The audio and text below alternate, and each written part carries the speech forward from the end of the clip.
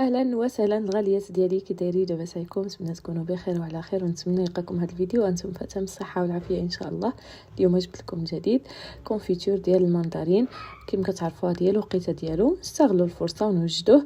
علاش لا؟ بالخصوص ان رمضان قرب ان شاء الله، وراكم عارفين الحويجات زايدين وكيغلاو، فنديروا هكا كونفيتير صحي لوليداتنا ونوجدوه ونخليوه على التاسع، باش هكذا منين نبغيوه نحتاجوه غادي نلقاوه. فنبداو على بركه الله بالمقادير وطريقه التحضير في نفس الوقت. فنبداو على بركه الله. غادي نحتاجو هنايا، انا غادي نسهلها عليكم، بدل يعني كاين البنات اللي ما عندهمش الميزان، بدل ما غادي نستعملوا الميزان غادي نستعملوا المكيال، يعني اي حاجه ممكن انكم تكيلوا بها، سواء الكاس او لا الزلافه. فهنايا غادي نعبر لكم بالزلافه باش هكذا يسهل عليكم، حتى الناس اللي ما عندهمش الميزان يجيهم سهل القياس ديال الكونفيتور، وراه كيجي صادق 100% ومليون في المية، ماشي غير 100%.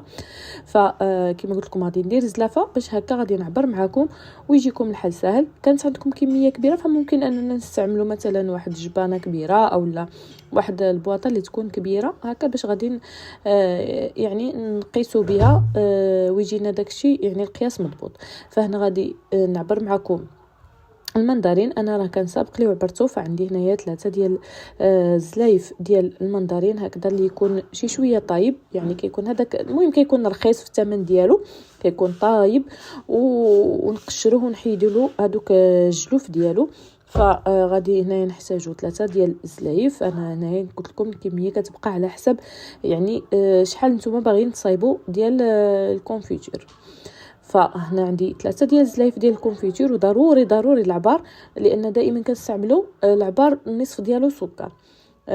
غادي نحتاجو هنا زلافه ونص ديال السكر، مادام انا استعملت 3 زلايف ديال سميتو ديال المندرين، فغادي نستعمل زلافه ونص، يعني كل زلافه عندها نص ديالها ديال السكر. ممكن انكم تنقصوا الكميه اللي ما كيبغيش حلو بزاف، وممكن انكم تزيدوا كذلك شويه عصير حامض اكثر من القياس. يعني مثلا هنا انا عصرت حامضه، ممكن انكم ديروا جوج حامضات معصورين، فهكا غادي تخفف معكم شي شويه الحلاوه ديال هذا الكونفيتور. ولكن مادام راه كونفيتور يعني راه حلو، فغادي نضيف عليه هذاك السكر والحامض، وغادي نخليه هنايا يبات. من الاحسن يبات ليله كامله او لا يعني النهار كامل، نخليوه كيرتاح حتى داك السكر كله كيدوب مع هذاك المندرين، والمندرين ديالنا كيطلق داك الماء المعسل ديالو، يعني كينسجم المندرين مع السكر، باش منين نردوه يطيب يعني ما غاديش يتكرمل لنا ولا غادي يدير دوك الحبيبات او لا يقسح. فهنا من الاحسن اننا نخليوه يبات ليله كامله، ولا داعي باش اننا نبقاو نحركوه كل مره، ولا يعني غير نغطيوه ونخليوه، فهو راه غادي يتشرب داك السكر كامل وغادي يطلق داك الماء او السيرو ديالو. تيقوني اي كونفيتور كنخدموا بهذه الطريقه هذه كيجي رائع، ومع المده راه ما كيغمالش وما كيتضببش نهائيا. غير تبعوا الخطوات اللي راني كنقول لكم وكنشرح لكم، وغادي ان شاء الله ينجح معكم السكر. فانا هنايا غطيته بهذا يعني بالسكر، وغطيته وغادي نخليه ليله كامله حتى الغدا اللي عاد غادي نطيبو ان شاء الله.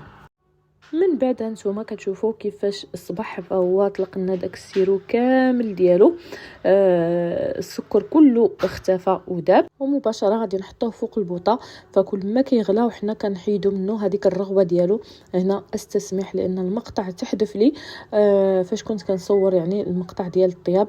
فكما قلت لكم كل ما هو كيغلا ونقصوا عليه البوطه ونخليوه يطيب على راحته.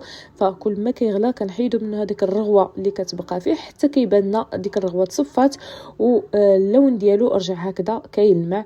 وهذا هو الشكل ديالو النهائي. نتمنى ان الكونفيتور ديال اليوم ينال الاعجاب ديالكم، واللي يعني اي استفسار او لا خليو لي تعاليق ديالكم الزوينه اسفل الفيديو. وما تنساوش طبيعه الحال الضغط على زر الاشتراك والمتابعه باش هكذا يوصلكم كل جديد، وكذلك تفعيل الجرس باش يوصلكم جديد ان شاء الله.